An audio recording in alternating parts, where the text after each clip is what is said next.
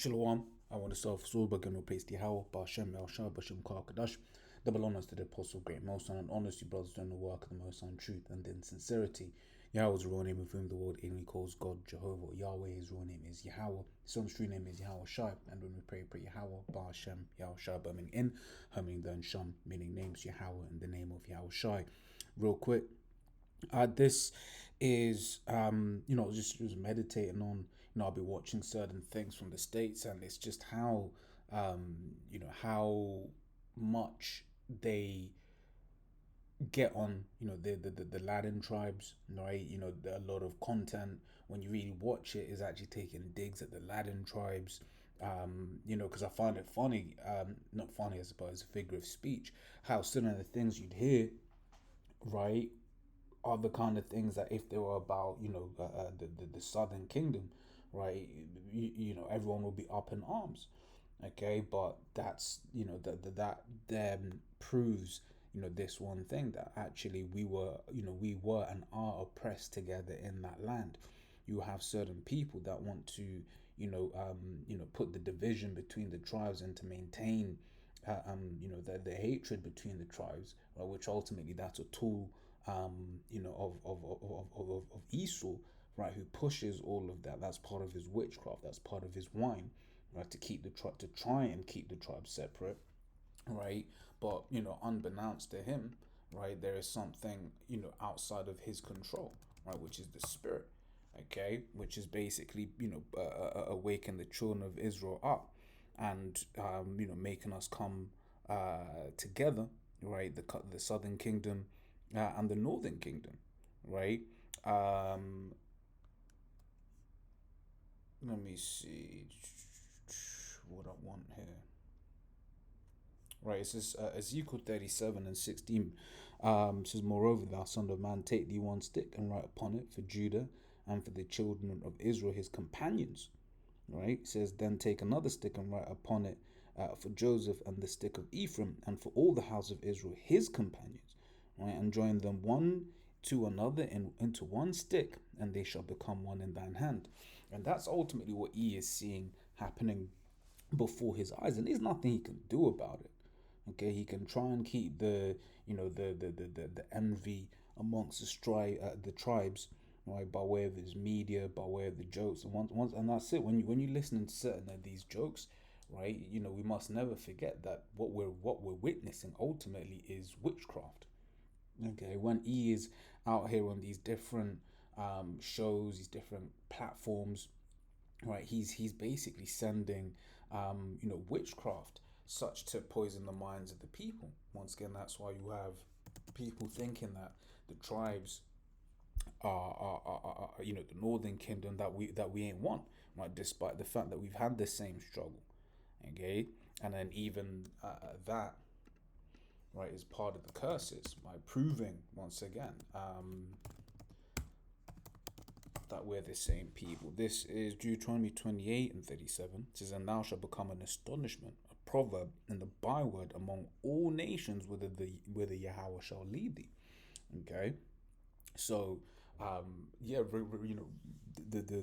when you read through these different curses, right, different tribes during different time periods, right, felt this more than others, and stuff like that. Okay, but the point is still there. We all still suffered these curses, but that's pretty much the point. Okay, we as a people, we suffered together, right, which is the precept that I had open when I started the lessons. Jeremiah 50 and 33 says, thus saith Yahweh of hosts, the children of Israel and the children of Judah were oppressed together, and all that took them captives held them fast. They refused to let them go. Right, and one of the reasons,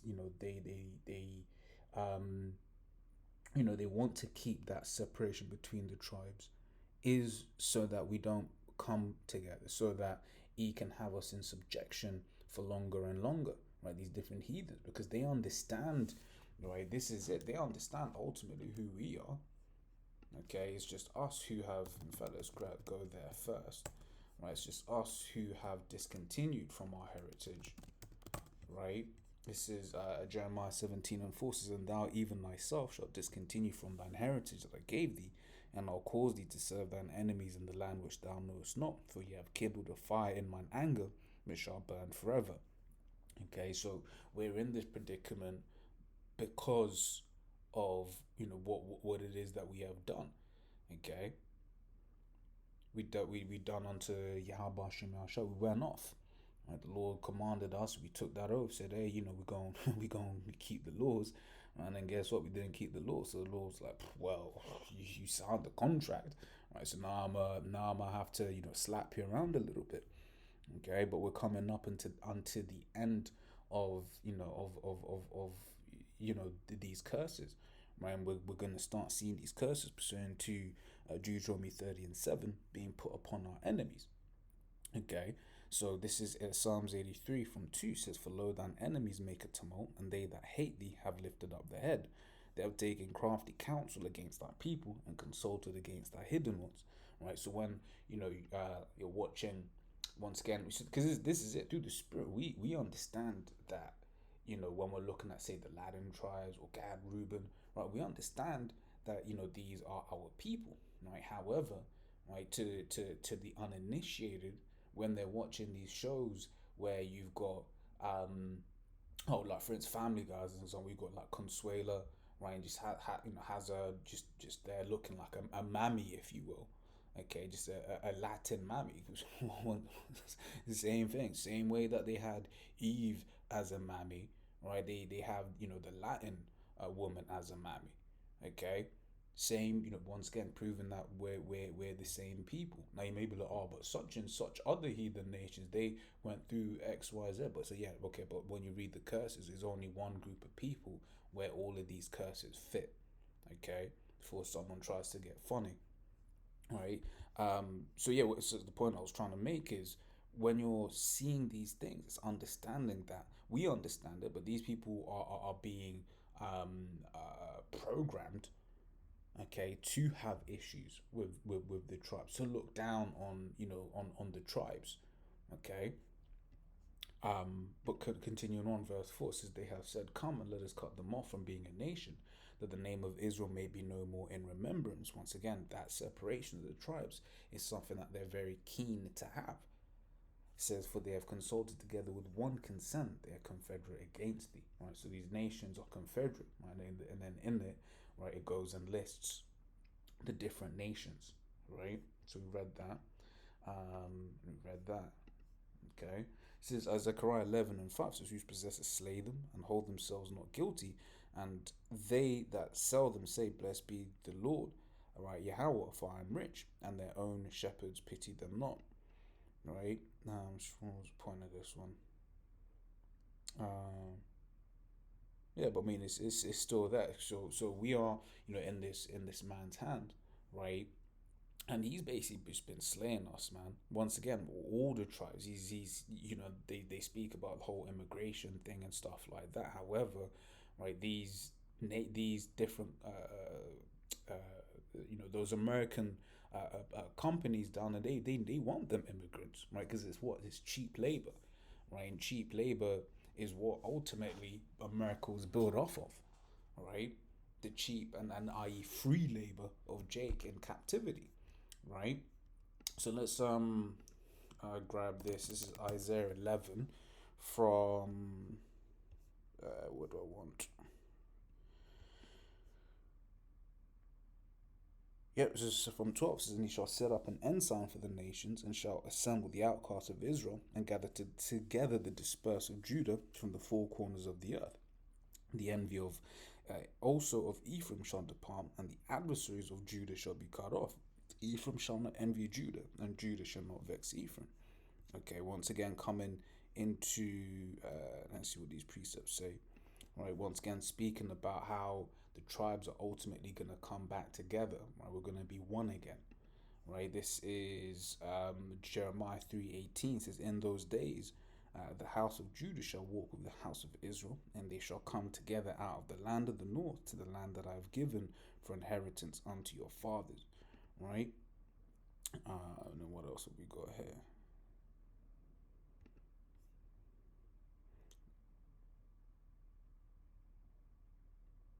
Yeah, this is Jeremiah 16. Yeah, I mean that's talking about all the tribes ultimately, right? But once again, proving that all the children of Israel are gonna be there. So in fact, I will just read this. Is Jeremiah 16:15. But Yahweh liveth, that brought up verse 14. Therefore, behold, the days come, saith Yahweh, that shall no more be said, Yahweh liveth, that brought up the children of Israel out of the land of Egypt, right? Because that was a great salvation. You think about, Rahab the harsh. You're like, look, we heard, what Yahweh did for you, okay? But this salvation is going to come after this time of great tribulation that's going to be upon the earth, right? So it's going to be a momentous salvation this time around, right? Verse 15 says, but Yahweh liveth, that brought up the children of Israel, right, from the land of the north and from all the lands whither he had driven them, and I will bring them again into their land that I gave unto their fathers, right? So all the children of Israel are going to be in the land of the north, right, representing America.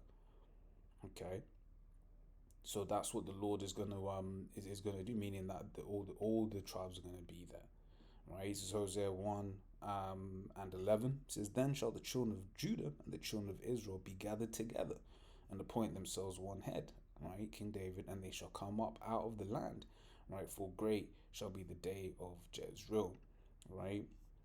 Anything else in that same one?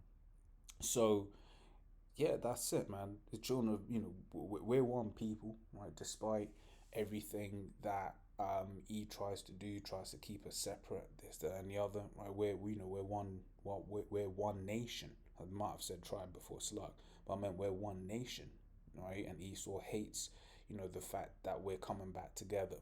So once again, just a quick one. Until next time, we say shalom.